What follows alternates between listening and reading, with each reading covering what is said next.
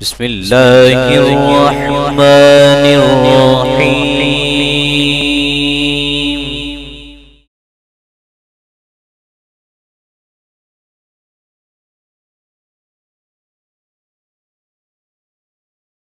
الرجیم بسم اللہ الرحمن الرحیم. لقد من اللہ علی المؤمنین اذ بعث فیہم رسولا من انفسہم یتلو علیہم آیاتہ ویزکیہم ویعلمہم الکتاب والحکمہ وإن كانوا من قبل لفی ضلال مبین.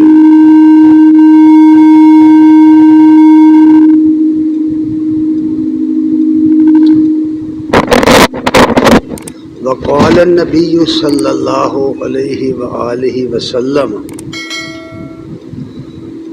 آمرکم بخمس بالجماعت والسمع والطاعت والہجرت والجہاد فی سبیل اللہ او کما قال النبی صلی اللہ علیہ وآلہ وسلم. صدق اللہ العظیم و صدق رسول النبی الکریم ونحن علی ذلک لمن الشاہدین والشاکرین والحمد للہ رب العالمین. السلام علیکم ورحمۃ اللہ وبرکاتہ. ہر قسم کی حمد و ثنا کے لائق اللہ جل شانہ کی ذات عظیم ہے، اور بے بہا درود و سلام محمد الرسول اللہ صلی اللہ علیہ وآلہ وسلم پر اور آپ کی آل اور صحاب پر. حضرات گرامی قدر، اللہ تبارک تعالیٰ نے یہ دنیا نعمتوں سے بھری ہوئی ہے. یہ گویا ایک اس کی نعمتوں کا خوان یغما ہے، دسترخوان ہے اس کی نعمتوں کا.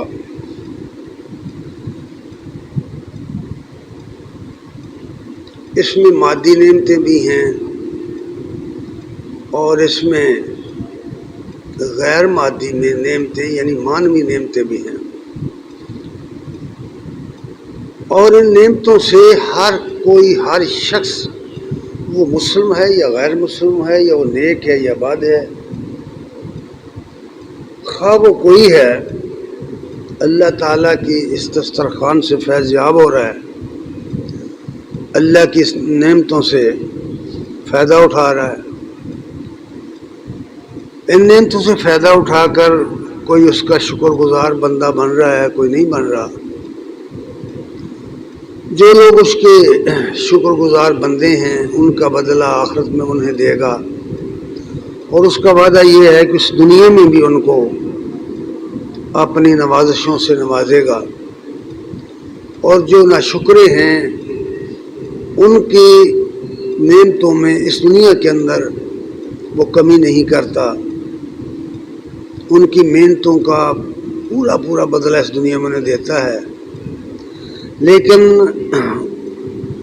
اس نے اپنے قول کے مطابق یہ بتا دیا ہے کہ ان کا آخرت میں کوئی حصہ نہیں ہے.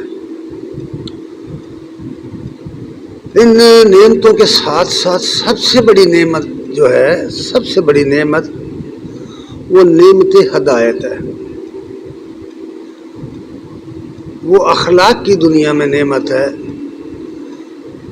اس کے لیے اللہ تعالیٰ نے اپنے انبیاء کو بھیجا ہے، کتابیں نازل کی، اور انبیاء نے بے شمار مثالیں دے کر سمجھایا ہے لوگوں کو کہ اصل جو چیز ہے جس نے اس دنیا میں بھی انسان کی کامیابی کا سبب بننا ہے اور آخرت میں بھی، وہ در حقیقت نعمت ہدایت ہے. آپ اس کو اسلام کا نام دیں، آپ اس کو روشنی کا نام دیں، ہدایت کا نام دیں، صراط مستقیم کا نام دیں، مختلف ناموں سے اس کا ذکر کیا گیا ہے کہ جو لوگ اللہ تعالیٰ کی ہدایات، اس کے احکامات کے مطابق اس طریقے پر زندگی گزارتے ہیں جو انبیاء نے بتایا ہے، اور خصوصی طور پر نبی کریم صلی اللہ علیہ وسلم نے جو لوگوں کو بتایا ہے، جس پر آپ نے اپنی پوری زندگی کو اس کے تمام شعبوں میں نافذ کیا ہے اور کر کے دکھایا ہے۔ گھر کی امور خانہ داری کی زندگی سے لے کر بین الاقوامی سطح پر معاملات جو ہیں ان کو بھی کر کے دکھایا ہے۔ باقاعدہ ایک معاشرہ اس اصول پر، اس نظریے پر، اس عقیدے پر، اس فکر پر قائم ہوا، باقاعدہ ایک سٹیٹ قائم ہوئی، ایک ریاست قائم ہوئی، اس کا ایک نظام قائم ہوا۔ اس نظام کو چلانے کے لیے ایک جماعت کھڑی کی گئی۔ یہ سارا کچھ قرآن و سنت میں اور نبی کریم صلی اللہ علیہ وسلم کی سیرت میں بالکل روز روشن کی طرح، کھلے اوراق کی طرح رکھ دیا گیا ہے پیچھے آنے والوں کے لیے، تاکہ وہ اس سے فائدہ اٹھائیں۔ یہ آواز جو ہے نا واپس آ رہی ہے، اس کو ٹھیک کرو۔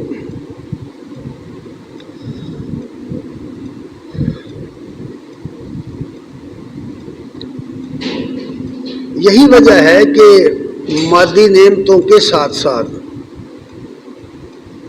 اللہ تعالیٰ نے جس چیز کو سب سے بڑی نعمت سمجھا ہے، جس کو سب سے بڑا احسان سمجھا ہے، وہ اس آیت کریمہ میں بتایا گیا ہے، اور اس کا ذکر اہل ایمان کے ساتھ جوڑا گیا ہے۔ اس سے مستفید صرف وہ لوگ ہوں گے جو اہل ایمان ہوں گے اور جو اپنے آپ کو ایمان کے کالم میں ڈھال دیں گے، جو نبی کریم صلی اللہ علیہ وسلم کی سیرت کو اپنائیں گے۔ اس احسان کو ایمان کے ساتھ جوڑا گیا ہے، اہل ایمان پر بتایا گیا کہ یہ احسان کیا گیا ہے۔ فرمایا ہے کہ لقد من اللہ علی المؤمنین اذ بعث فیہم رسولا من انفسہم۔ اللہ تعالیٰ نے ایمان والوں پر اس وقت احسان کیا جب ان کے اندر انہی میں سے ایک رسول مبعوث کیا، ان کے اندر، تاکہ انہیں اس کی بات سمجھنے میں، اس کی مجلس کرنے میں، اس سے علمی استفادہ کرنے میں، اس کی حرکات و سکنات دیکھنے میں، اس کے اعمال و احکامات دیکھنے میں، اس کے ساتھ رہنے میں، چلنے میں کوئی دقت نہ ہو۔ وہ اپنی آنکھوں سے دیکھیں اس رسول کو کہ وہ اپنی زندگی کیسے گزارتا ہے، اس کا اٹھنا بیٹھنا کیسے ہے، اس کا سوچنا کیسے ہے، اس کا بولنا کیسے ہے، کھانا پینا، رہنا سہنا، حتیٰ کہ دیگر زندگی کے جو شعبے ہیں، ان کے معاملات ہیں، ان کے اندر بھی جماعت صحابہ ان کے ساتھ ساتھ اپنی آنکھوں سے ان کو دیکھ رہے ہیں۔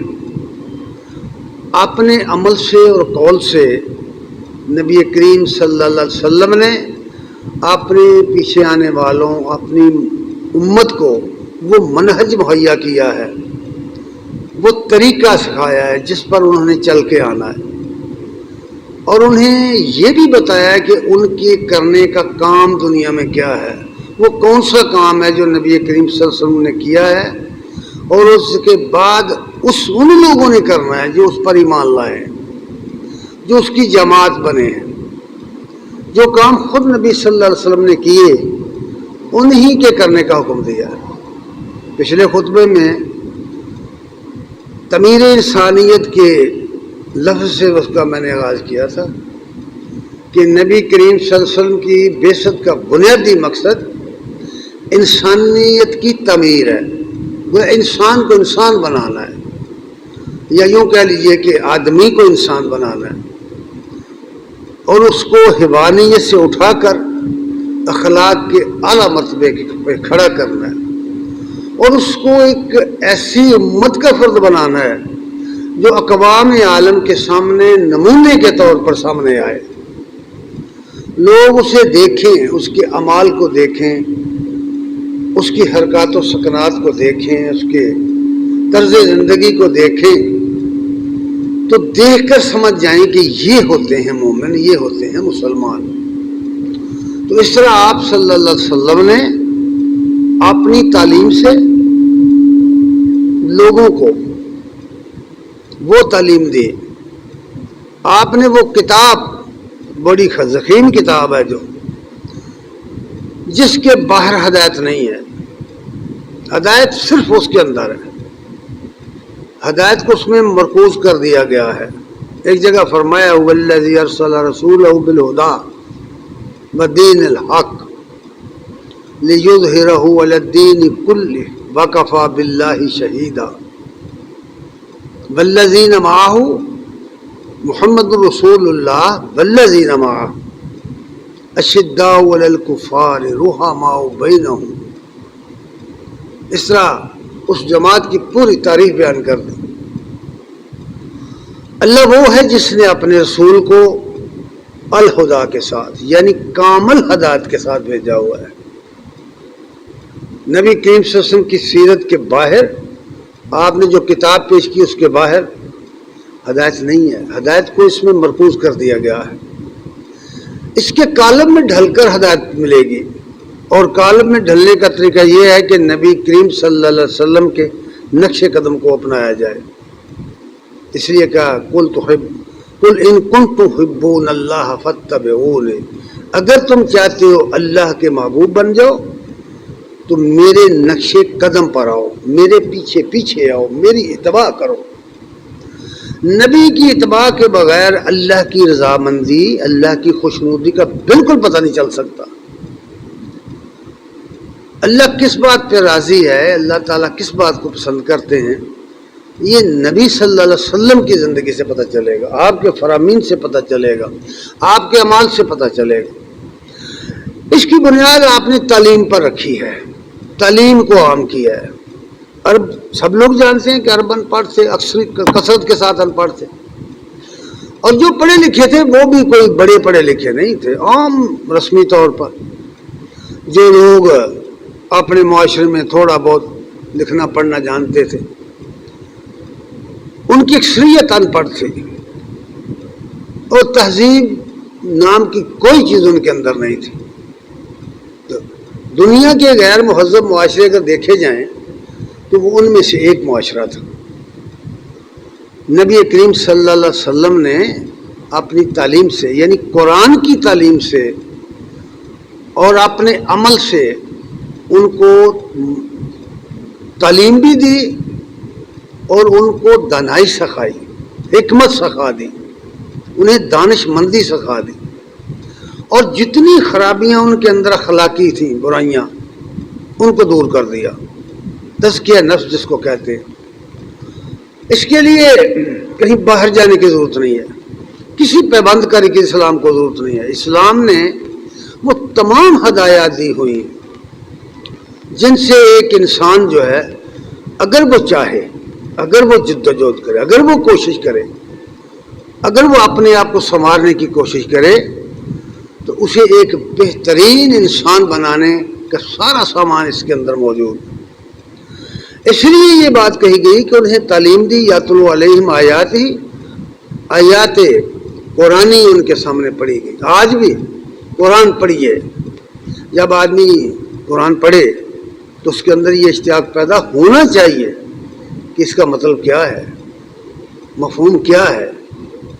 یوں آنکھیں بند کر کے قرآن کا مطالعہ کرنا، قرآن کی تلاوت کرنا کوئی خاص بات نہیں ہوتی۔ ویسے بھی میں آپ سے عرض کر دوں کہ یہ تلاوت کا جو لفظ ہے اس کے بنیادی معنی ہوتے ہیں کسی کے پیچھے چلنا، چونکہ قاری جب قرآن پڑھتا ہے تو وہ آیات کے پیچھے چلتا ہے. اگر اور گہرائی میں آپ جائیں تو یہ مفہوم سامنے آ جائے گا کہ قرآن دراصل وہ شخص نے پڑھا ہے جو اس کے مفہوم کو لے کر، اس کو سمجھ کر، اس کی احکامات اور اس کی ہدایات پر چلنا شروع کر دے گا.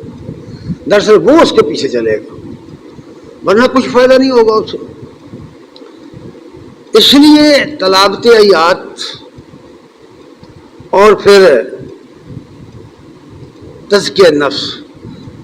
تزکیہ نفس سے مراد تزکیہ ذات ہے، آدمی اپنی شخصیت کو سنوارے. اور یہ تعلیم اتنی باریک بینی سے دی گئی ہے کہ آدمی کی اپنی شخصیت سے، اس کے نہانا، اس کا غسل کرنا، اس کا ٹوائلٹ میں جانا، اس کا واش روم میں جانا، رفع حاجت کے لیے جانا، یہ چھوٹی چھوٹی باتیں ہیں، لیکن اسلام نے ان باتوں کی بھی تعلیم دی ہے کہ کیسے جانا ہے، کس طرح داخل ہونا ہے وہاں، کون سے الفاظ کہنے، کون سا سوچ اور نظریہ ہے کہ آدمی جب واش روم میں جائے تو وہ اللہ کی پناہ مانگے. اللہم انی اعوذ بک من الخبث والخبائث. اے اللہ میں تیری پناہ مانگتا ہوں بری چیزوں سے، بری چیزوں، نکارہ چیزوں سے. آپ غور کریں کہ اگر آدمی خوراک کھائے اور فضلہ اس کے اندر سے نہ نکلے تو اس کی موت واقع ہو سکتی ہے. اندازہ کریں، آپ صلی اللہ علیہ وسلم نے گویا قدم قدم پر، اور جب باہر نکلے تو کہا یہ کہو غفرانہ کا، یہ تیری بخشش کا نتیجہ ہے کہ تو نے مجھے صحت عطا کر دی. اب اس چھوٹی سی پوائنٹ سے کو اٹھائیں اور انٹرنیشنل سطح پر لے جا کے دیکھیں، کوئی شعبہ زندگی کا اور کوئی مقام ایسا نہیں آئے گا جس کے لیے تعلیم آپ نے نہیں دی. کپڑے کس طرح پہننے ہیں، فرمایا مسجد میں کبھی کوئی شخص دھلے کپڑے پہن کر نہ آئے، غسل کر کے آئے، کپڑے دھلے ہوئے پہن کے آئے. اگر نئے کپڑے اس کے پاس نہیں ہیں تو پرانے دھو کر آئے، خوشبو لگا کر آئے، عطر لگا کر. اس حد تک تعلیم دی گئی ہے کہ تمہارے اجتماع میں یہ خوبصورتی ہونی چاہیے. اس طریقے سے آپ نے تزکیہ نفس کیا کہ آدمی اپنے کپڑے کو میلا نہ ہونے دے، کیونکہ اسے پابند کر دیا گیا کہ تیری جگہ ناپاک ہوئی نماز نہیں ہوگی، لباس ناپاک ہوا نماز نہیں ہوگی، بدن ناپاک ہوا نماز نہیں ہوگی. یہ سبق دیا گیا ہے، یہ سبق ہے تاکہ آدمی ایک نماز سے دوسری نماز تک اپنے آپ کو پاک رکھے، اپنے کپڑے پاک رکھے، صاف ستھرے رکھے. اگر آپ اس تعلیم پر غور کریں تو آپ کو اندازہ ہو جائے گا کہ اگر سب لوگ اپنے معاشرے کے اندر اس طرح کا رہنا شروع کر دیں تو آپ دیکھیں گے نہیں انقلاب آئے گا، تبدیلی آ جائے گی، معاشرتی زندگی میں تبدیلی آ جائے گی، سماج بدل جائے گا. اس طرح فرمایا گیا کہ بھائی تمہیں کوئی کام ایسا نہیں کرنا جس سے دوسرے کو تکلیف ہو، کوئی زبان سے ایسے الفاظ نہیں نکالنے جس سے دوسرے کو تکلیف ہو. جب پوچھا گیا کہ اسلام کی عظمت کے بارے میں، فرمایا بہترین مسلمان وہ ہے جس کی زبان اور ہاتھ سے دوسرے کو نقصان نہ پہنچے، اور جس کے بہترین مسلمان وہ ہے جو کھانا کھلائے، بہترین مسلمان وہ ہے جس کا ہمسایہ اس کے شر سے محفوظ رہے. اگر آپ غور کریں تو یہ کیا ہے، اگر واقعی لوگ اس پر عمل کریں تو ایک امن جو ہے سامنے آ جائے. یہ جتنے لڑائیاں اور جھگڑے اور فسادات ہیں اور جتنی صفائی کا جس طرح حکم دیا گیا ہے، یہ گلیاں اور محلے، یہ بازار قطعاً نہیں گندے رہ سکتے. حقیقت اصل میں یہ ہے کہ ہم نے اس کو سمجھا ہی نہیں کہ تزکیہ نفس کس کو کہتے ہیں. تزکیہ نفس صرف نہا کر کے اچھے کپڑے پہن لینے کا نام نہیں ہے، یا کوئی کام مرضی کے پر آئے تو اچھے اچھے کام کر لے. نو، پوری زندگی اس کالم میں ڈھل جائے آدمی کی، پھر تزکیہ نفس ہوتا ہے. اس کی زندگی، اس کی اخلاقیات بھی، اس کی جسمانیات بھی اس کالم میں ڈھل جائے، پھر تزکیہ نفس ہوتا ہے. اور یہ ہوگا تعلیم سے، یہ ہوگا تربیت سے، یہ ہوگا حکمت اور دانائی سے. اور وَيُعَلِّمُهُمُ الْكِتَابَ وَالْحِكْمَةَ، کتاب کی تعلیم دیتے ہیں. ہمارے ہاں دیکھیے، آپ پہلے بھی کہہ چکا ہوں کہ ہمارے ہاں کتاب پڑھنے کا رواج ہی نہیں. بڑے بڑے لوگ آپ دیکھیں، اعلیٰ تعلیم یافتہ دیکھیں گے، حتیٰ کہ چھوڑیے یار باقی دنیا کو، آپ کالجوں میں پروفیسروں کو جا کے دیکھ لیں، بس پیریڈ پورا کیا، اللہ لگا سب نصاب کی پڑھاتے ہیں، لیکچر دیتے ہیں، چند منٹ دیکھا جا کے لیکچر دیا تھا آپ نے کہا بالکل نہیں کہ انہیں مطالعہ کریں، یہ رواج ہی نہیں ہے۔ کیوں؟ مسلمان کی یہ شان نہیں ہے۔ مسلمان کا کام تو یہ ہے وہ پوری دنیا کے علوم حاصل کرے، پوری دنیا کے علوم کا مطالعہ کرے۔ یہ آپ نے سکھایا ہے، تعلیم اس بات کا نام ہے کہ کوئی شعبہ ایسا نہ ہو کہ ہمارے تعلیم یافتہ لوگ اس سے واقف نہ ہوں۔ یہ جیسا مغرب میں۔ اچھا، اس کے بعد حکمت اور دانائی، اگر آپ ہر کام سوچ کے سمجھ کے کریں گے، بار بار تلقین کی گئی ہے، اور ہمارے ہاں یہ مثل مشہور ہے کہ پہلے تولو پھر بولو۔ مطلب کیا ہے کہ جب بات کرنے لگے ہیں آپ، پہلے سوچ لو کہ یہ بات جہاں میں بیٹھا ہوں، جس مجلس میں بیٹھا ہوں، کیا یہاں یہ بات مجھے کرنی ہے یا نہیں کرنی۔ جب کوئی شخص اس طرح اپنا محاسبہ کرے کہ وہ پہلے سوچے کہ میں نے یہاں بات کرنی ہے یا نہیں کرنی، تو وہ اپنے آپ کی صلاح کر لے گا۔ پہلے تولو پھر بولو۔ یہی بات تعلیم جو دی گئی ہے اسلام میں، یہی ہے کہ آپ جس مجلس میں ہو، جس مجلس کے اندر ہو، اس کے آداب کو ملحوظ رکھو۔ تمہیں پتہ ہونا چاہیے ہم کس مجلس میں بیٹھے ہوئے ہیں۔ گھر میں بیٹھے ہو، اپنے بچوں میں بیٹھے ہو، اپنی زبان سے ایسے الفاظ مت نکالو جو آپ کے بچوں کی اخلاق کی عادت کو خراب کر دیں۔ اپنے گھر میں بیٹھ کر گالی مت دو کسی کو۔ یہ تعلیم ہے اصل میں۔ اگر آپ تربیت کرنا چاہتے ہیں تو بچوں کے سامنے جو کچھ آپ کریں گے وہی وہ کریں گے۔ یہاں تک تعلیم دی گئی ہے، یہاں تک تزکیہ کیا گیا ہے، یہاں تک حکمت سکھائی گئی۔ اور پھر کہا کہ تم خود غور کرو اپنی حالت پر کہ اس نبی کے آنے سے پہلے، اس رسول کی بعثت سے پہلے، اس قرآن کے نزول سے پہلے، اس کی تعلیم سے پہلے تم کیا تھے۔ یعنی انسان اتنا عظیم انسان بنایا اللہ نے، عظیم مخلوق بنائی، ساری مخلوقات کو انسان کے تابع کر دیا ہوا ہے۔ والذی خلق لکم الارض جمیعا، زمین میں جو کچھ ہے تمہارے تابع ہے، تمہارے لیے پیدا کیا گیا ہے۔ اور واقعتاً حقیقت یہی ہے کہ انسان نے تو پوری زمین کی چیزوں کو مسخر کر لیا، اپنے تابع کر لیا ہوا ہے۔ اب یہ جو مقام ہے انسان کا، اس مقام پر وہ سوچے، اپنے بارے میں غور کرے، تو اسے پتہ چلے گا کہ اللہ تبارک تعالیٰ نے اس نے کتنی بڑی چیز بنایا ہوا ہے۔ زمین کی ساری مخلوقات پر اسے کرامت دی ہے، عزت دی ہے، اور فرما دیا قرآن میں کہ ہم نے انسان کو بحر و بر میں تکریم بخش دی ہے۔ سمندروں کے اندر، خشکیوں کے اندر، فضاؤں کے اندر انسان حکومت کر رہا ہے۔ اس لیے فرمایا گیا ہے کہ یہ جتنی نعمتیں ہیں، آپ اس سے پہلے بہت گمراہ تھے، آپ نہیں جانتے تھے ان چیزوں کو۔ اس لیے فرمایا ان کانوا من قبل لفی ضلال مبین، تم سری گمراہی میں تھے اس قرآن کے نزول سے پہلے، نبی کریم صلی اللہ علیہ وسلم کی تعلیم سے پہلے۔ اب ہماری حالت اس وقت بھی وہی ہو چکی ہے، کیونکہ ہم نے قرآن کی تعلیم چھوڑ رکھی ہے بھائی، معذرت کے ساتھ۔ ہم قرآن نہیں پڑھتے، ہم قرآن کو نہیں سمجھتے، تو نہیں ہماری اس طرف۔ ہم نے تو قرآن مجید کو بس اس لیے رکھ لیا ہے کہ بس ختم پڑھ لیا، جن بھوت نکالنے کے لیے پڑھ لیا، تویز تاگے کے لیے پڑھ لیا، اس سے زیادہ تو ہم اس سے کام ہی نہیں لے رہے۔ بالکل یہ اللہ تعالیٰ کا حکم نامہ، یہ آرڈر ہے، آرڈر جو اللہ نے دیا، ہم نے اس کو چوم چاٹ کر خوشبو لگا کے تاک پہ رکھ دیا۔ ہماری مثال تو اس شخص کی طرح ہے کہ جو حکیم کے پاس جائے، ڈاکٹر کے پاس جائے کہ میں بیمار ہو گیا ہوں، اور وہ اسے نسخے لکھ کے دے، دوائیاں لکھ کے دے، میڈیسن لکھ کے دے کہ یہ آپ نے استعمال کرنی ہے ان ہدایات کے مطابق، اور ان چیزوں سے آپ نے پرہیز کرنا ہے، یہ استعمال نہیں کرنا۔ اور ہم ڈاکٹر کے لکھے ہوئے نسخے کو خوشبو لگائیں، غلاف میں بند کر کے الماری میں رکھ دیں، کیا فائدہ ہوگا؟ یا یوں سمجھیں کہ چلیں اس کو پڑھتے رہتے ہیں۔ کون دنیا کا عقل مند آدمی کہے گا کہ اس سے اس کو بیماری اس کی ہٹ جائے گی، اسے آرام آ جائے گا؟ جب تک نسخہ استعمال نہیں کریں گے، اس کے ہدایات پر عمل نہیں کریں گے، کبھی نہیں شفا پا سکتے۔ یہ بھی در حقیقت اللہ نے نسخہ لکھ کر بھیجا ہے. یہ قرآن نسخہ ہے، نسخہ شفا ہے یہ انسانوں کے لیے. اس کے عقیدے سے شروع کر کے عمل تک چلا گیا ہے. سب سے پہلے عقیدے کو درست کیا ہے اسے. قرآن نے سب سے پہلے عقیدے کو، سوچ کو، فکر کو درست کیا ہے.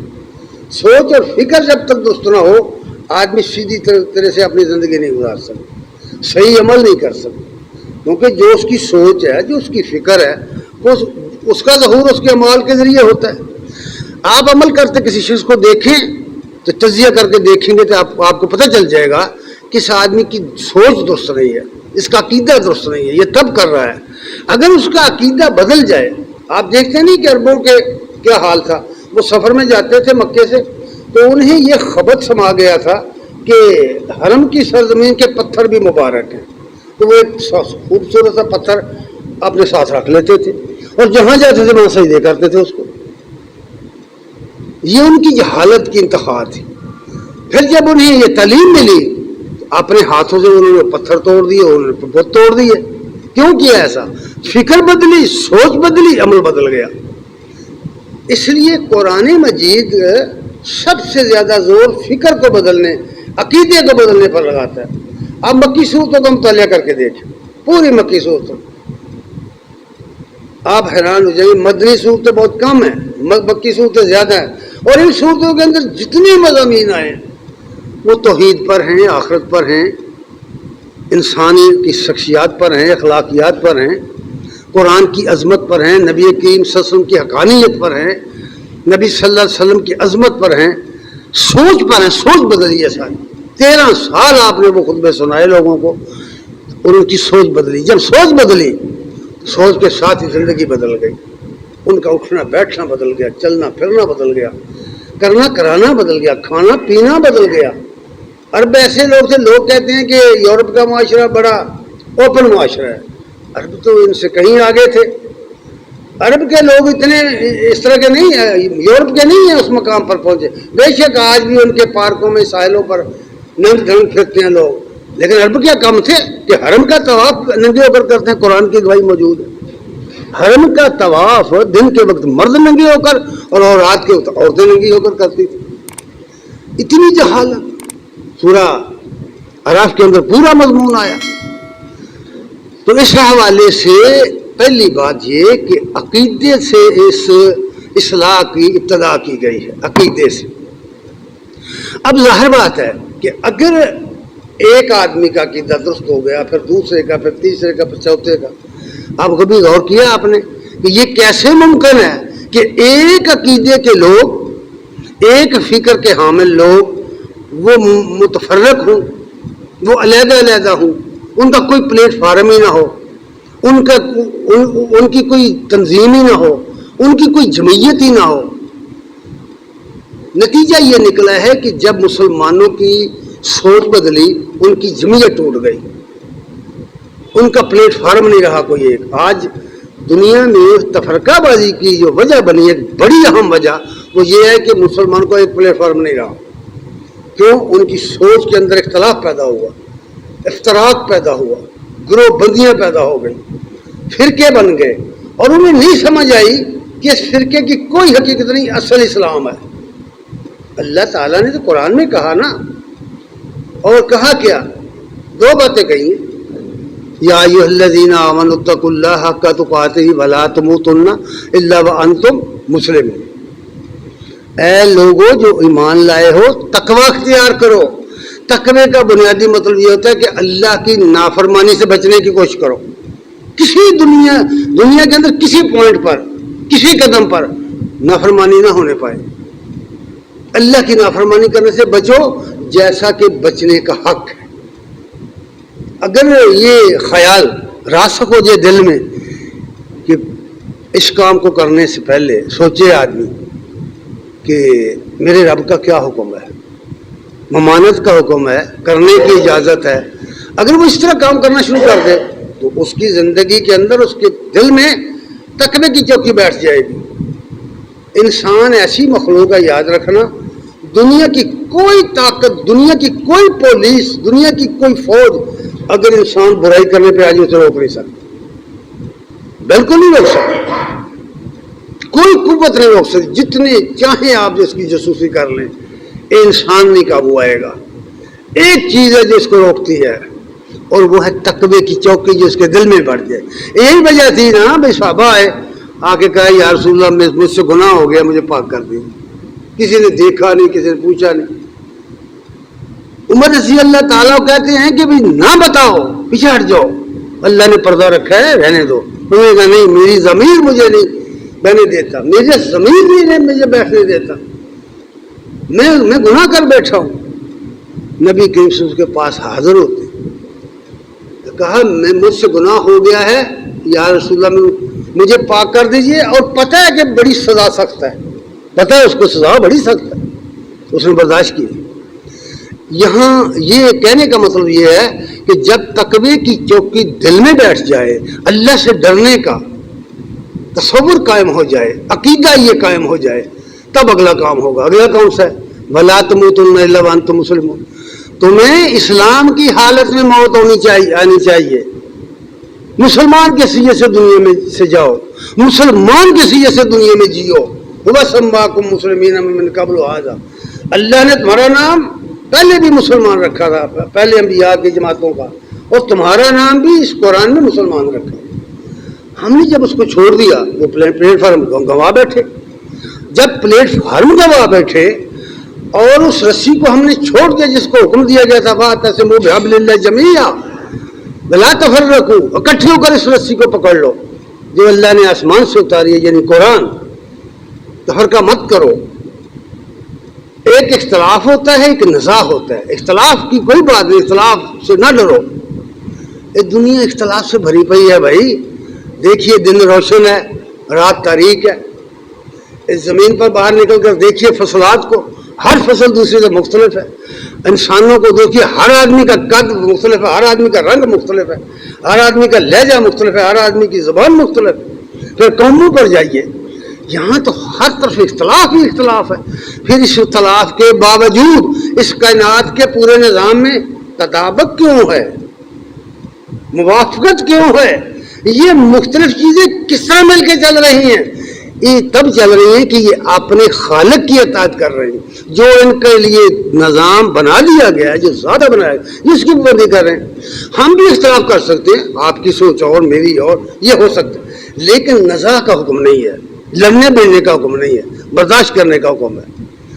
اظہار خیال کیجئے, اختلاف کیجئے, دلائل کے ساتھ بات کیجئے, نزاع مت کیجئے.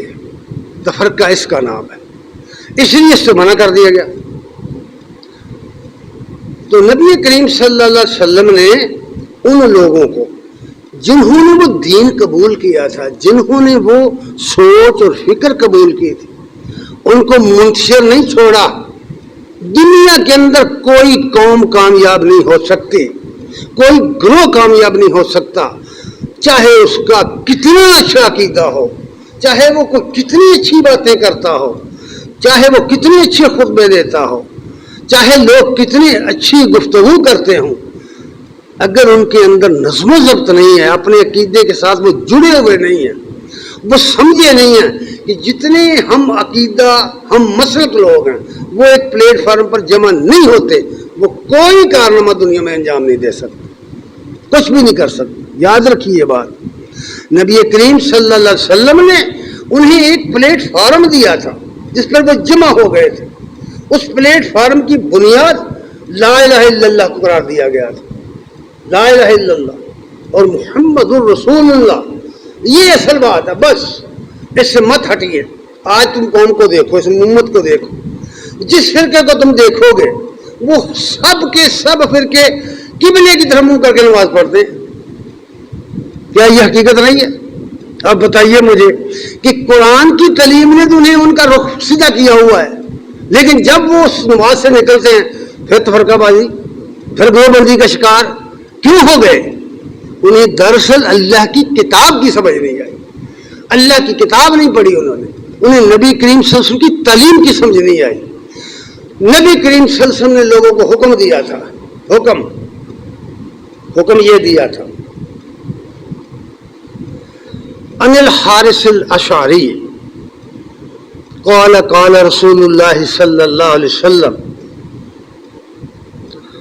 حارث اشعری رضی اللہ تعالیٰ عنہ کہتے ہیں کہ رسول اللہ نے فرمایا، آمرکم بخمس، غور سے ذرا سننا بھائی اس حدیث کو، اور پھر اس کو اپنی ذات پر اپلائی کرنا، اپنے بارے میں اس حدیث کے آئینے میں اپنے آپ کو دیکھنا، لوگوں کو نہ دیکھا کرو۔ جو لوگ لوگوں کے عیب تلاش کرتے رہتے ہیں کبھی ہدایت نہیں پاتے۔ میں ہمیشہ کہتا ہوں کہ جو شخص دوسرے لوگوں کے پیچھے پڑا ہوا ہے کہ یہ کرتا ہے وہ کرتا ہے، بھائی تو یہ کیا کرتا ہے، تو جائے جہنم جاتا ہے۔ دیکھنا ہے تو اپنے آپ کو دیکھ تو کیا کر رہا ہے۔ اگر کوئی شخص اپنا جائزہ لے، اپنے آپ کو دیکھے، اپنا محاسبہ کرے، صبح اٹھ گیا، جب اپنے بیڈ پر گیا رات کو، ذرا اپنی تاریخ دیکھے نا، 12 گھنٹے کی، 16 گھنٹے کی، کیا کیا اس نے پیٹ کے لیے کتنا کام کیا ہے، اللہ کے لیے کتنا، جس نے پیدا کیا تھا، جس نے یہ نعمتیں دی ہے، جس نے یہ صحت دی ہے، جس نے یہ دولت دی ہے، جس نے یہ اولاد دی ہے، جس نے یہ زمین دی ہے، جس نے یہ مفت کھانے کے لیے ہوا دی ہے، دھوپ دی ہے تاپنے کے لیے، ان چیزوں پر کون سا پیسہ لگاتے ہیں آپ؟ اگر وہ آج اس آکسیجن کو بند کر دو سارے مر جائیں گے۔ جو چیزیں اس نے مفت دی ہوئی ہیں، کبھی سوچا بھی اس کے لیے کتنا شکرانہ کیا؟ یہ اصل بات ہے، اپنا محاسبہ، اپنے آپ کا تجزیہ۔ اس لیے فرمایا کہ پہلے یہ عقیدہ سمجھ لو، کلمہ شہادت جو ہے اس میں یہ 3 پوائنٹ رکھ دیے گئے، 3 پوائنٹ ہیں۔ اشہد ان لا الہ الا اللہ، ہر بندہ یہ پڑھتا ہے کہ میں گواہی دیتا ہوں اللہ کے سوا کوئی خدا نہیں ہے، یعنی کوئی مشکل کشا نہیں ہے، کوئی حاجت روا نہیں ہے، کوئی داتا نہیں ہے، کوئی گنج بخش نہیں ہے، یہ سارے خزانے کو مالک اللہ ہے۔ یہ کہا ہے، لفظ الہ کے معنی اٹھا کے پڑھے لغت میں، کوئی الہ نہیں ہے اللہ کے سوا، پہلی گواہی یہ خود دیتا ہے۔ پھر وہ گواہی دیتا ہے واشہد ان محمدن عبدہ ورسولہ، میں گواہی دیتا ہوں کہ محمد صلی اللہ علیہ وسلم اللہ کے بندے اور رسول ہے۔ 3 پوائنٹ۔ جہالت کا آپ یہ حال دیکھیں گے کہ یہ گواہی دینے کے بعد اسلام نے، اللہ اور اس کے رسول نے اس کلمے کو نماز میں رکھ دیا ہے تاکہ تم 5 نمازوں میں اس کو دہراؤ، رٹو اس کو، اپنے دل میں جگہ دو، تم کیا کہہ رہے ہو، تمہیں خبر ہے تم کس بات کی شہادت دے رہے ہو۔ اب تم نماز سے باہر نکل تو کہتے ہو کہ نبی بندہ نہیں تھا، یہی تمہاری عقل اور علم کدھر گیا ہے؟ تم نے ابھی وہی نہیں ہے ادھر عبدہ ورسولہ کی۔ میں نے یہ توجہ دلانے کے لیے بات کہی کہ ہماری حالت اتنی پتلی ہے علمی لحاظ سے، عملی لحاظ سے، کہ نہ گفتہ بے۔ نبی کریم صلی اللہ علیہ وسلم نے یہاں سے سٹارٹ کیا ہے کہ یہ ہے تمہارا اصل عقیدہ، اور اس 3 پوائنٹ کے عقیدے پر یہ ساری عمارت اسلام کی کھڑی کی گئی ہے، ساری عمارت۔ آپ جانتے ہیں توحید اور رسالت پر ایمان، یہ پہلی بات، یہ پلاٹ ہے جس پر عمارت کھڑی ہو گئی۔ اس کے بعد اس کی 4 بنیادیں کھڑی کر دی گئی، نماز قائم کرنا، زکوٰۃ دینا، سال کے روزے رکھنا 1 مہینے کے سال کے اندر، اور زندگی بھر میں 1 دفعہ حج کرنا۔ کیوں؟ اس لیے کہ تمہیں پتہ چلے تمہارا مرکز کہاں ہے، تمہارا اصل پلیٹ فارم کہاں ہے، تم اس قبلے کی طرف کیوں منہ کر کے نماز پڑھتے ہو۔ اور علماء نے یہی تو کہا ہے کہ قوموں کے لیے موت مرکز سے جدائی، اپنے مرکز سے جڑو۔ اس لیے فرمایا کہ جب تمہارا عقیدہ یہ بن گیا ہے، تم ایک امت بن گئے ہو اس اصول پر، اس نقطے پر۔ آگے فرمایا، صحابی کہتے ہیں کہ آپ نے فرمایا، رسول اللہ صلی اللہ علیہ وسلم نے فرمایا، آمرکم بخمس، میں تمہیں 5 باتوں کا حکم دیتا ہوں۔ آمرکم بخمس، میں تمہیں 5 باتوں کا حکم دیتا ہوں۔ نمبر 1، بالجماعت، جماعت بن کے رہنا ہے۔ دوسری ایک حدیث میں ہے کہ اگر تم 3 آدمی سفر کر رہے ہو، ہم گاڑیوں میں سفر کرتے ہیں، جنگلوں میں، صحراؤں میں، بڑے بڑے طویل سفر کرتے ہیں، ہمیں تعلیم یہ دی گئی ہے کہ جب 3 آدمی سفر کر رہے ہیں، وہ اپنے میں سے ایک کو اپنا ناظم مقرر کر لیں، اپنا امیر مقرر کریں۔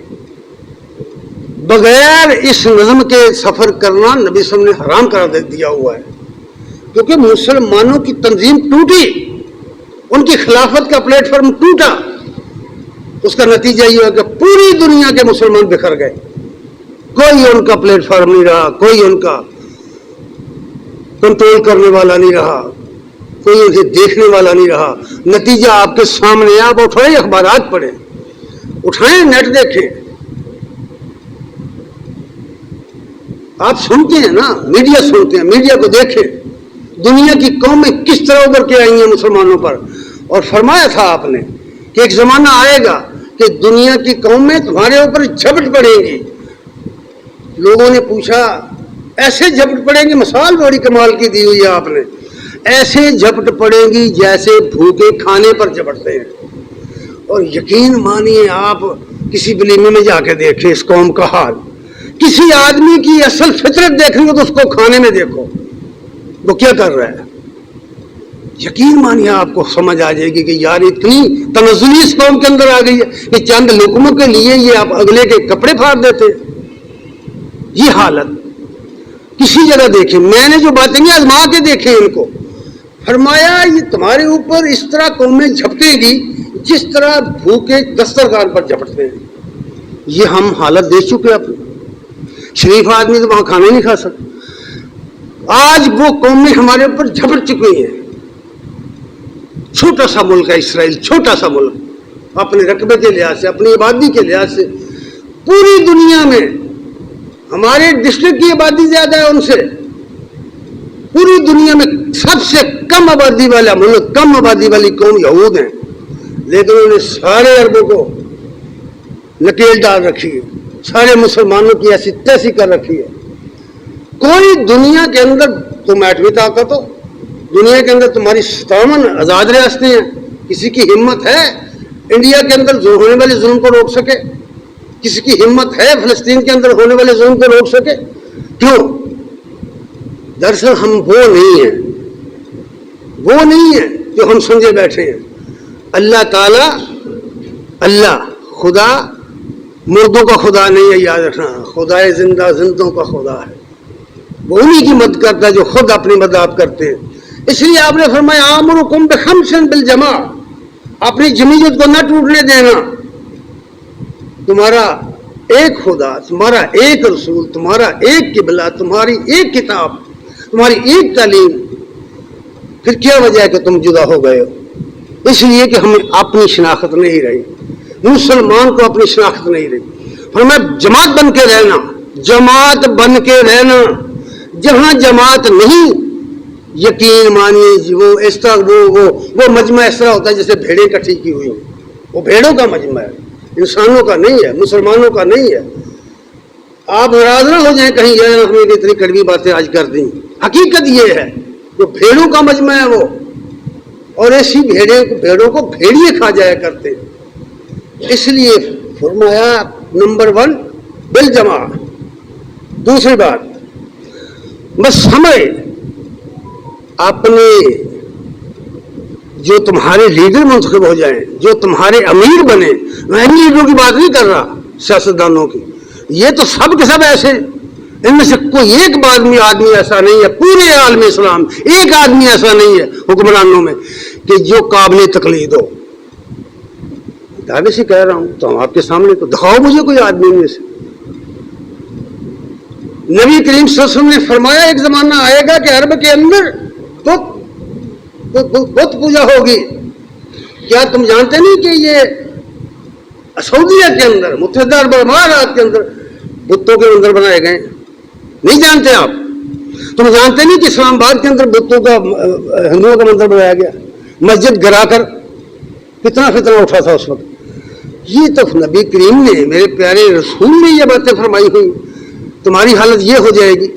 اس لیے فرمایا سمجھ وہ لوگ جو اس جماعت، فکری جماعت، توحیدی جماعت، اللہ اور اس کے رسول کو ماننے والے لوگ جن کے دلوں میں وہ بات راسخ ہو چکی ہے، وہ لوگ جو صحابہ کے تعامل پر ہیں، وہ لوگوں کی بات ہو رہی ہے جنہوں نے قرآن پڑھا ہے، جنہوں نے نبی کی سنت کو سمجھا ہے، جنہوں نے نبی کے مشن کو پڑھا ہے. میں نے پہلے آیت پڑھی، سورہ صف کی آیت پڑھی، والذی ارسل رسولہ بالہدی ودین الحق لیظہرہ علی الدین کلہ. فرمایا اللہ وہ ذات ہے جس نے اپنے رسول کو کامل ہدایت کے ساتھ اور دین حق کے ساتھ بھیجا ہے تاکہ اس دین کو تمام ادیان عالم پر غالب کر دے. کہاں ہے یہ دین غالب؟ کوئی بتائے کہاں ہے غالب؟ او بھائی اس کی تو تمام حدود پامال کر دی گئی ہیں، اس کے تو تمام ضابطے پامال کر دیے گئے ہیں. تو خیر فرمایا کہ سمع. دوسری بات، تنظیم میں جماعتیں قائم نہیں رہتی اگر ان کے اندر ڈسپلن نہ ہو. اس لیے فرمایا ہے کہ والجماعت بالجماعت والسمع والطاعت. اور ایک اور حدیث میں فرمایا کہ اگر ایک نک کٹا حبشی تمہارا امیر بنا دیا جائے تو اس کی اطاعت کرنی تم نے. اس کی مثالیں ہمارے سامنے آئیں. نبی کریم صلی اللہ علیہ وسلم نے اسامہ بن زید کو امیر مقرر کر دیا. غزوہ موطا میں ان کے والد حارث بن ثابت رضی اللہ تعالیٰ عنہ شہید ہو گئے تھے. عبداللہ بن رواحہ شہید ہو گئے تھے. جعفر بن ابی طالب شہید ہو گئے تھے. اور خالد بن ولید رضی اللہ تعالیٰ عنہ نے اپنے طور پر کمان سنبھال کر وہ جنگ لڑی تھی اور 3000 کے مقابلے میں 1,00,000 رومی تھی. اور اس جنگ میں خالد رضی اللہ تعالیٰ عنہ کے ہاتھوں میں 9 تلواریں ٹوٹ گئی تھی. جب نبی صلی اللہ علیہ وسلم کو یہ خبر پہنچی تو آپ نے فرمایا یہ سیف اللہ ہے، اللہ کی تلوار ہے، اللہ کی تلوار ہے. یہ آپ تاریخ پڑھتے اور پوری زندگی انہوں نے کبھی شکست نہیں پھر کھائی. تو اس حوالے سے اسامہ کو اس لشکر کا امیر مقرر کیا گیا. ابھی وہ لشکر باہر وادی میں تھا کہ نبی کریم صلی اللہ علیہ وسلم اس دنیا سے رخصت ہو گئے. اب صحابہ کرام نے مشورہ کیا کہ یہ تو 17 سال کا بچہ ہے، 17-18 سال عمر ہے. تو خلیفہ سے کہا لوگوں نے کہ اس کو ہٹائیں، کسی تجربہ کار کو لگا دیں. بڑے بڑے صحابہ موجود ہیں. انہوں نے فرمایا یہ نہیں ہو سکتا. جس شخص کو میرے نبی نے، جس شخص کو میرے رسول نے، میرے ہادی نے مقرر کر دیا میں نہیں کروں گا. انشاءاللہ یہ فتح یاب ہوگا. اور روایات میں پڑھو، تاریخ میں پڑھو کہ جب اس لشکر کو روانہ کیا تو خلیفہ وقت گھوڑے کی لگام تھامے اس کے ساتھ بھاگ رہے تھے. اور وہ شرم محسوس کر رہا تھا نوجوان کہ امیر المومنین آپ اوپر چڑھ جائیں گھوڑے میں، میں نیچے اترتا ہوں. فرمایا نہیں، تجھے میرے نبی نے مقرر کیا ہے. یہ بات اب جو کہیں کہ کھڑا تمہارا کوئی نک کٹا حبشی امیر مقرر کر دیا جائے تم نے اطاعت کرنی ہے. کیونکہ جب قوموں کی زندگی سے اطاعت نکل جاتی ہے، جب اطاعت نکل جاتی ہے قومیں نہیں چلتی، برباد ہو جاتی.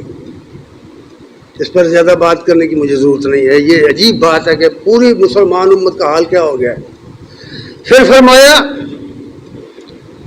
والہجرت، ہجرت کرو. اب ہم سوچتے ہیں اب اس زمانے میں کہ ہم کہاں ہجرت کریں، کہاں جائیں. لوگوں نے یہ سمجھا کہ ایک علاقہ چھوڑ کر دوسرے علاقے میں چلے جانے کا نام ہجرت ہے. عام طور پر یہی سمجھا گیا ہے نا. اس لیے کہ نبی کریم صلی اللہ علیہ وسلم نے مکہ چھوڑ کر مدینہ ہجرت کی تھی، صحابہ نے بھی کی تھی، لوگ بھی یہی سمجھتے. حالانکہ مقصد یہ نہیں ہے. اور حدیث میں فرمایا مہاجر دراصل وہ ہے جو ان چیزوں کو ترک کرے جو اللہ اور اس کے رسول نے منع کی گئی، ممنوعات کو ترک کرے. اس ماحول کے بدلے جو ماحول اس کی زندگی کو برباد کر رہا ہے، اس کی تربیت کو خراب کر رہا ہے، اس اٹھنے بیٹھنے کو بدل دے، اس مجلس کو بدل دے، چھوڑ دے اس مجلس کو. قرآن پڑھ کر دیکھو، قرآن میں صاف کہہ دیا گیا ہے کہ جہاں اللہ اور اس کے رسول کے خلاف بات ہو رہی ہو، اسلام کے خلاف بات ہو، اٹھ جاؤ وہاں سے، مت بیٹھو ان لوگوں کے ساتھ. قرآن پڑھ کے دیکھو، سورہ نساء پڑھو. تو اس حوالے سے فرمایا گیا کہ ہجرت کرو. جتنی ممنوعات ہیں، جتنی تمہاری جمعیت کو نقصان پڑنے والی، تمہاری شخصیات کو نقصان پہنچانے والی چیزیں ہیں جن سے منع کر دیا اللہ اور اس کے رسول نے، چھوڑ دو ان کو. اپنی عادت کو بدلو، اپنے اٹھنے بیٹھنے سونے کو بدلو، اپنے کھانے پینے کے سسٹم کو بدلو، اپنے نظام تجارت کو بدلو، اپنے نظام سیاست کو بدلو، اپنے نظام عدالت کو بدلو. یہاں آپ آوازیں سنیں گے کہ یار یہ سیاست میں کہاں سے دین کو گھسیٹ کر لے آئے ہیں. اور چلیں جی دور نہ جائیں, اپنے مفکر اعظم کا, اپنے مفکر اسلام کا قول سنیں. اپنے مفکر اعظم کیا کہہ رہے ہیں ان سے پوچھ لیں. ابھی تو تازہ دم ہے نا, پچھلی صدی میں ان کی وفات ہوئی ہے. جلال بادشاہی ہو کے جمہوری تماشا ہو. تماشا کہا ہے اس کو علامہ نے, جو ہم لگا رکھا ہے ہم نے. جلال بادشاہی ہو کہ جمہوری تماشا ہو, جدا ہو دین سیاست سے تو رہ جاتی ہے چنگیزی. دین قائم رکھتا ہے بندوں کو, بادشاہوں کو سیدھا دین رکھتا ہے, دین رکھتا ہے. نور الدین زنگی کا واقعہ کہ عدالت میں اس کو بلا لیا گیا, اس نے ایک مسجد بنوائی, اسے پسند نہیں آئی تو اس نے مستری کو بلا کر اس کا ہاتھ کاٹ دیا. وہ عدالت میں چلا گیا. اپنی عدالتوں کی ذرا دیکھو, عدالت نے اس کے وارنٹ جاری کر دیے, وقت کے حکمران کے وارنٹ جاری کر دیے. آ گئی ادھر, وہ آ گیا, اسے کھڑا کر لیا. مزدور بھی آ گیا بیچارہ. سارا مقدمے کی رداد کے بعد قاضی نے آرڈر کر دیا کہ اس کا ہاتھ کاٹ دو, قصاص کا حکم دے دیا. اس نے ہاتھ جوڑ کے مزدور نے کہا جی میں نے اسے معاف کیا. انہوں نے فرمایا نہیں. 3 دفعہ اس نے کہا جی میں نے معاف کیا, میں نے اسے معاف کیا, میں نے اسے معاف کیا. اچھا, اس کے بعد عجیب واقعہ ہو گیا. نور الدین نے کہا کہ اگر آج جج سے مخاطب ہو کر اگر آج تو مجھے کرسی دیتا تو میں اسی وقت آپ کو ڈسمس کر دیتا. تو اس نے کیا کہا, جج نے کیا کہا, قاضی نے, اس نے کہا اپنے ملازم سے اگر کلین اٹھا دے, نیچے کوڑا رکھا ہوا تھا. اس نے کہا کہ اگر تو میرا حکم نہ مانتا تو میں اس کوڑے سے تجھے پیٹ رہا تھا. یہ تھا اسلام. اس کو کہتے اسلامی نظام حکومت, سمجھے. اس کو نہیں کہتے یہ جہاں ہمارے ہاں تماشا لگا ہوا ہے. اس لیے نبی صلی اللہ علیہ وسلم نے فرمایا ہوا ہے کہ اس ماحول کو چھوڑو, اس ماحول کو بدلو, اپنا ماحول بدلو. اس کا نام ہے ہجرت کرنا. اور آخری بات یہ فرمائی والجہاد فی سبیل اللہ, اللہ کی راہ میں جہاد کرو. اور جب یہ لفظ جہاد بولا جاتا ہے نا تو لوگ سمجھتے ہیں بس آپ ڈانگ سوٹے کی گل آ گئی, ہوں جی تلوار نکل آئی ہیں. بھائی نہیں, بالکل نہیں. جہاد کا معنی یہ ہے ہی نہیں. یہ غلط سمجھ لیا اساں, جہاد کا معنی غلط سمجھ لیا اساں. جہاد کا معنی دراصل یہ ہے کہ تم جس حق پر ایمان لائے ہو اس حق کے غلبے کے لیے تم نے اپنا جان مال سب کچھ لگانا ہے. جد و جہد, آسان لفظوں میں جد و جہد کرنا ہے. پھر اس کے مختلف مراحل آئیں گے. سب سے پہلے جہاد کا مرحلہ آدمی کے اپنے سے شروع ہوتا ہے. اس کے اندر لڑائی ہوتی ہے, اس کے اندر. یہ انسانی نفس جو ہے نا, انسانی شخصیت, اس کا تجزیہ کیا لوگوں نے, اہل علم نے, جو نفسیات کے ماہر ہیں وہ جانتے ہیں, اور جنہوں نے قرآن پڑھا وہ بھی جانتے ہیں کہ انسانی نفس کی 3 حالتیں. نفس امارہ, سنا ہے نا آپ نے, نفس امارہ. یہ بھی سنا ہے کہ نفس لوامہ بھی ہوتا ہے. یہ بھی سنا ہے کہ نفس مطمئنہ بھی ہوتا ہے. نفس امارہ اس حالت کا نام ہے جب اندر سے بغاوت پر مبنی, برائی پر مبنی سوچ اٹھتی ہے. دل کرتا ہے. میں کہتا ہوں, میں نے کئی مرتبہ یہ بات کہی کہ یہ جو خواہش نفس لوگ کہتے ہیں یہ کیا بلا ہوتی ہے. کبھی غور کیا آپ نے یہ خواہش نفس کیا ہوتا ہے؟ یہ کوئی بڑی علم کی بات تو ہے ہی نہیں. یہ تو یہ ہے کہ میرا دل کرتا ہے فلاں کم کرنا, میرا دل نہیں کرتا فلاں کم کر. کیا حقیقت نہیں؟ اذان ہو رہی ہے, سخت سردی ہے, بستر گرم ہے, میرا دل نہیں کرتا نکلنا. کیوں بھائی؟ کوئی چنگی شہر دیکھ لی کتے, دل کرتا میں لے لوں. ضمیر کہتا ہے, عقل کہتی ہے تیری نہیں, یہ چیز تیری نہیں ہے, تو اس کا مالک نہیں ہے, تو نے اس کی قیمت نہیں دی, کیوں لے لے؟ تو تیرے لیے حلال نہیں ہے, جائز نہیں ہے. دل کرتا ہے. اس کو کہتے ہیں خواہش نفس. اور یہی وہ چیز ہے جس کو نفس امارہ کہا گیا ہے کہ اس کی اندر جو ہے اس کو ابھارتا ہے برائی پر, اس کو برائی پر ابھارتا ہے. اور اگلی حالت یہ ہے کہ اگر وہ برائی کر بیٹھے یا کرنے کا ارادہ کرے تو اس کے ساتھ ہی دوسری قوت حرکت میں آ جاتی ہے، نفس لوامہ۔ فراق اللہ نے فرمایا فلا اقسم بالنفس اللوامہ، سورہ قیامت پڑھ، میں نہیں بس قسم کھاتا ہوں نفس لوامہ کی، یعنی وہ اندر جو لگا ہوا ضمیر وہ کہتا ہے غلط ہے، غلط ہے جو تو کر رہے غلط ہے۔ ہمارے علاقے میں جو لوگ مجھے جانتے میں ان کی بات کرتا ہوں، ایک بہت بڑا بدمعاش تھا، پتہ نہیں کیوں کبھی کبھی ہمارے ڈیرے پہ آتا تھا، کیونکہ جو ہماری زمین گاٹ تھے نا، کھیتی باڑی کرتے تھے، ان کے ساتھ وہ ان کا رابطہ۔ ایک دفعہ میں نے اس سے پوچھا کہ جب تو نے اتنے افراد قتل کر دیے کیا تیرے اندر کوئی ہلچل نہیں مچتی؟ اس کو تھتھا کہتے تھے، تھتھا ہے۔ اس نے مجھے کہا کہ انکل جب میں نے پہلا قتل کیا تھا مجھے ایک مدت تک چین نہیں آیا، ایک مدت تک مجھے چین نہیں آیا، میرے اندر سے اٹھتی تھی یہ بات کہ یہ کیا کیا تو نے؟ پھر دوسرا، پھر تیسرا، پھر اس کے بعد ضمیر مردہ ہو گیا۔ جب تمہارا ضمیر ٹوکے نہ تمہیں برائی پر، مان لو کہ مردہ ہو چکا ہے، مردہ ہو چکا ہے۔ اور جو شخص دنیا کے مسائل کے اندر گھرا ہوا ہے اور دنیا کے مشکلات اس کے سامنے ہیں، لیکن وہ حق پر ایمان لایا اور پورے اطمینان کے ساتھ اس نے منتخب کر لیا وہ راستہ۔ آپ اس پر صحابہ کی زندگیاں پڑھیں، میرے پاس وقت نہیں ہے میں ان کی مثالیں دوں، کیسی کیسی مثالیں ہیں بھائی، کون نہیں جانتا، سنتے نہیں کہ صفوان بن امیہ بلال رضی اللہ تعالیٰ عنہ کو اس کی ٹانگوں میں رسا ڈال کر گرم ریت پر گھسیٹتا ہے، گرم ریت پر لٹا کر پتھر اس کے سینے پہ رکھ دیتا ہے۔ وہ غلام ہے، وہ آقا ہے، وہ سرمایہ دار ہے، وہ نہیں مانتا، وہ کہتا احد، اللہ کے سوا کوئی نہیں، اللہ کے سوا کوئی نہیں، وہ سورہ اخلاص پڑھتا ہے۔ اور وہ سرمایہ دار تنگ آ گیا کہ یہ بلا میرے مجھ سے لے جائے، کوئی اس کو خرید لے۔ ابو بکر رضی اللہ تعالیٰ گزر رہے تھے، دیکھی یہ حالت، اور میں بتا کتنے پیسے لے رہے ہیں، چھوڑ دے، لے گئے۔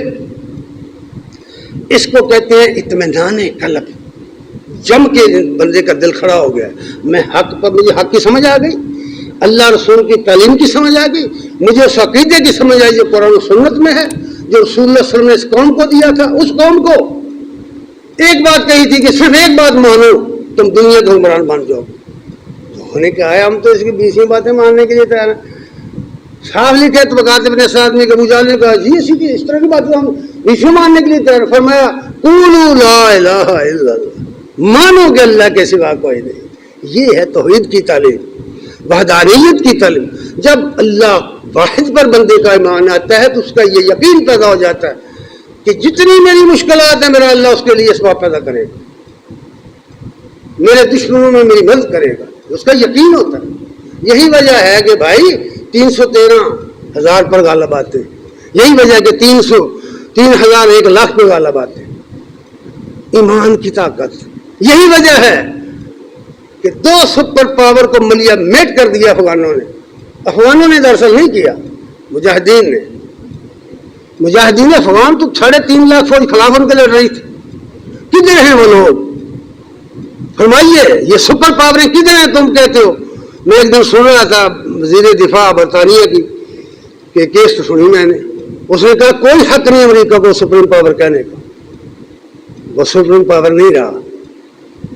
غریب ترین لوگوں کے ہاتھوں، کمزور ترین لوگوں کے ہاتھوں، جن کے پاس نہ اسلحہ ہے نہ کھانے کو کوئی چیز ہے، پاؤں ان کے ننگے ہیں، جسم پر پورے کپڑے نہیں ہیں، خشک روٹی کھا رہے ہیں پانی کے ساتھ بوٹ، ان سے شکست کھانے والا سپریم پاور کیسے بن گیا بھائی؟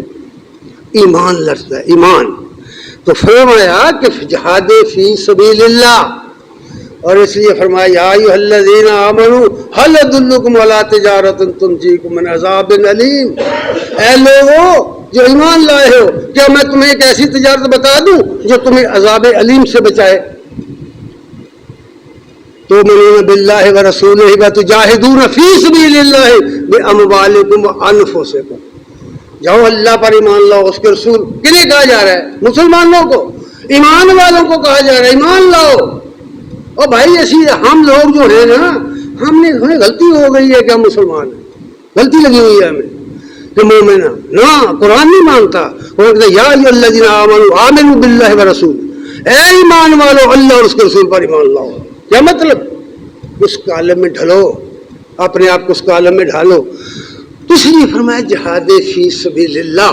آج بھی جب جہاد کا نعرہ لگتا ہے کفر کی ٹانگیں لرزتی, حالانکہ نہ ہم وہ لوگ ہیں, نہ ہم وہ مجاہد ہیں, نہ ہم وہ مسلمان. حضرات گرامی قدر, یہ چند گزارشات نبی کریم صلی اللہ علیہ وسلم کی تعلیم کے حوالے سے میں نے عرض کی ہیں, اور اس حوالے سے کہ اللہ نے فرمایا لقد من اللہ علی المؤمنین, اللہ نے ایمان والوں پر احسان کیا ہے کہ ان کے اندر اپنا رسول بھیجا. وآخر دعوانا الحمدللہ.